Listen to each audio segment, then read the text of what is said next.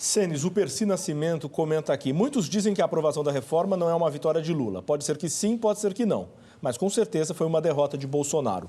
O Vila já citou os números do PL e do Republicanos. Eu queria citar aqui os do PP, do Ciro Nogueira, que foi ministro da Casa Civil de Bolsonaro. O PP do Ciro Nogueira deu 40 votos a favor da reforma e 9 contra.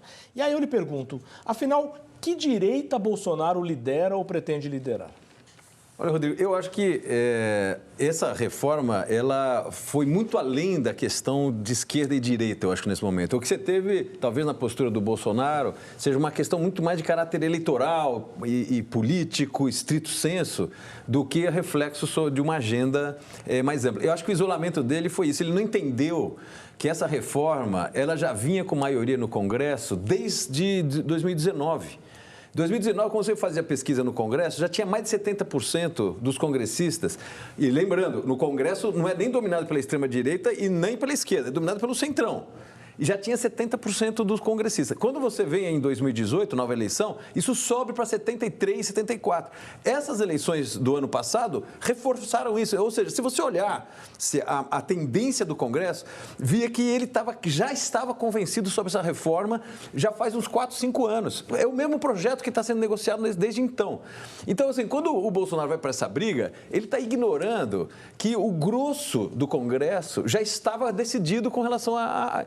Ele interpretou mal a situação. Se ele tivesse olhado esses dados, ele não entraria nesse jogo suicida, porque essa guerra, eu acho que ela tem essa disputa teve 2 níveis. Você tem um nível, que foi o nível dos estados, municípios, os grupos de interesses vamos dizer, do nosso pacto federativo, e você tinha um outro grupo, que era a disputa entre os setores econômicos, serviço, agricultura, Zona Franca, Nordeste.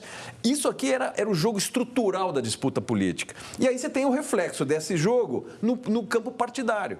Mas no campo partidário, quando você comparava com esse conjunto de interesses, já estava majoritário nos 2 níveis, tanto no estrutural como no partidário. Então, era uma briga inglória. Ele tentou marcar uma bandeira, falou, olha, isso aqui vai cair no colo do PT, apesar de não ser uma proposta do PT. Quem relatou isso aí, desde o começo, começou o Baleia Rossi, depois foi o Aguinaldo Ribeiro, era MDB e depois PP. Não tinha nada do PT aí. Você vê que o Lula ficou quieto o processo inteiro. O Lula nunca foi uma liderança da reforma tributária. Esse era um tema do Bernard Api, que aliás precisa ser lembrado aqui, um sujeito que conseguiu compatibilizar a questão técnica dessa reforma com uma lógica política. Então, eu acho que tem um grande articulador por trás disso tudo, que foi o sujeito que conseguiu pensar com essa dupla dimensão. Cara, o que a gente precisa tecnicamente para melhorar o sistema tributário? E 2, que tipo de equação política é viável nessa loucura de país que a gente vive? Cara, ele conseguiu fazer essa equação funcionar e estava convencido. Assim, quem olhasse as pesquisas do Congresso, sabe, não viu, não achou, e eu olho isso, não viu como surpresa essa aprovação.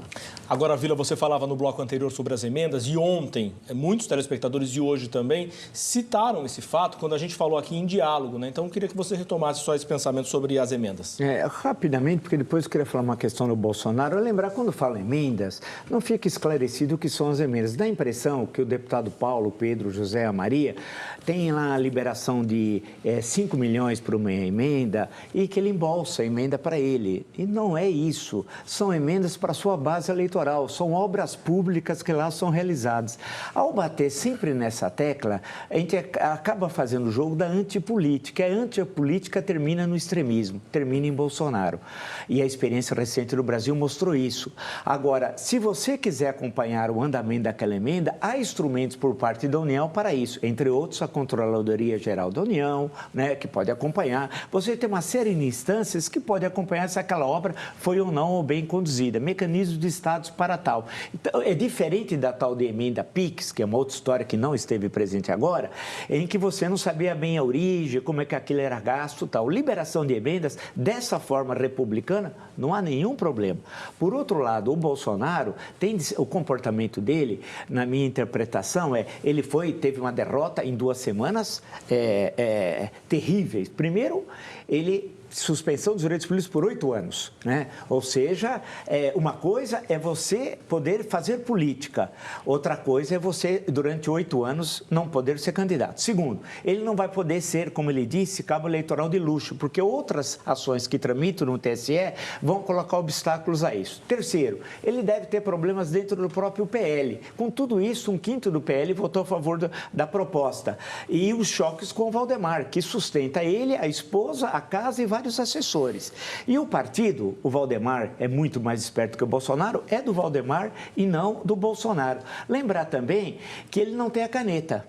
Né? Quem tem a caneta é o Tarcísio. Então, num conflito entre ele e Tarcísio, o Tarcísio só é governador do estado que tem 22,5% da população, tem um PIB maior que a Argentina e tem uma economia relativamente equilibrada entre os vários setores. E isso o transformou num negociador que conseguiu colocar algumas questões centrais do interesse da economia paulista.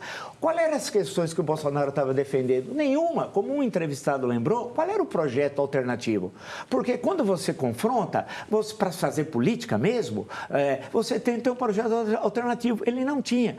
Então, o que acontece? Esse espaço no campo à direita, e eu não considero o Bolsonaro de direita, ele é extremista, ele não é nem liberal nem conservador.